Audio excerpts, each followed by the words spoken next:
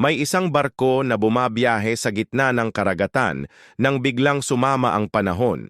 Overloaded ng pasahero ang barko kaya kailangang magbawas ng 3 tao sa barko kung hindi lulubog ito. Nakiusap ang kapitan ng barko sa mga pasahero. Kapitan, sino po ba sa inyo ang nais magbuwis ng kanyang buhay para sa kapakanan ng nakararami? Hapon. Banzai Japan. Sabay talon sa dagat. Hindi rin nagpatalo Espanyol. Espanyol. Viva España. Sabay talon din sa dagat. Pero hindi rin nagpatalo ang isang Pinoy na pasahero. Punta agad siya sa gilid ng barko at sabay sigaw. Pinoy. Mabuhay ang Pilipinas! Sabay tadyak doon sa isang bumbay para mahulog ito sa dagat. Palakpakan ang mga tao dahil lahat sila ay nakaligtas sa pagkakalunod.